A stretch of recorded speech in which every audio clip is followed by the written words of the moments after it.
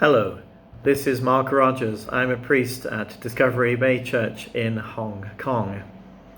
It's Holy Week, and today I'm going to reflect on the cross of Christ and the coronavirus crisis. I'm going to say two ways in which I believe the cross saves us during the present day crisis. First of all, the cross saves us by telling us where God is at the moment.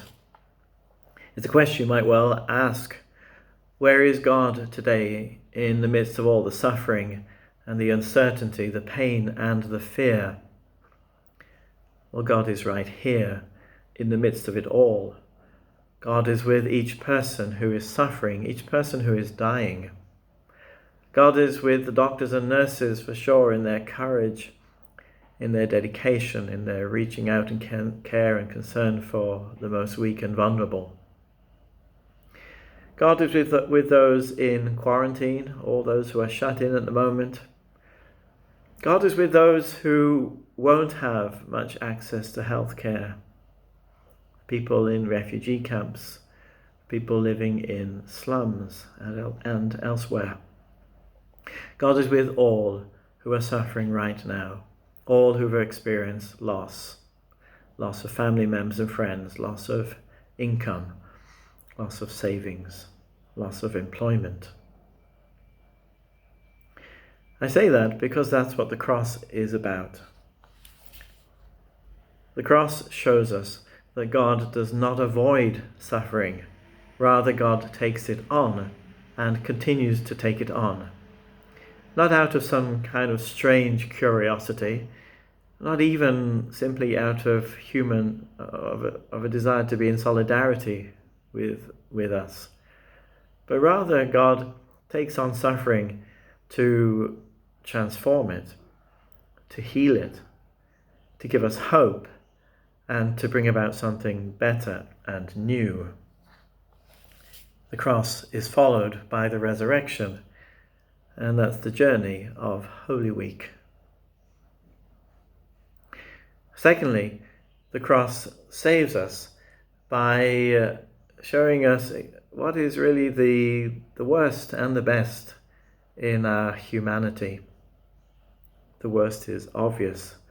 It's our destructive willfulness, that part of us that is concerned purely for our own self-interest and our own self-preservation. Jesus was killed because he was perceived to be a threat to the self-interests of the religious and political authorities of his time.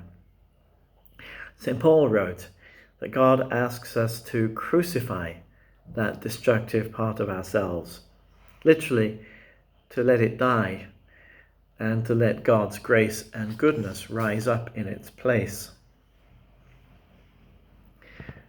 The coronavirus pandemic is reminding us again of our vulnerability, and it's reminding us about our identity. We are all in this together, and we share a common fate. The cross also tells us about our human potential, about all that is great and noble in being human, the compassion that transcends boundaries, the care and willingness to help and serve others regardless of who they are, reaching out to assist another person based entirely on that other person's need. The holding steadfast to what is right and good, despite personal hardship, despite even opposition. The cross, and curiously, the coronavirus crisis, both kind of hold up a choice for us.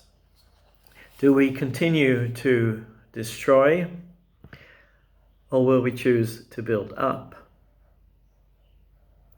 We are saved by the cross in the midst of today's crisis, because the cross reminds us and tells us that we are not alone, and that God is with us in all the difficulty and suffering, and that God is bringing something new and better as a result of this. And secondly, because the cross shows us who we are and what we can become if we trust more fully in God's grace and goodness.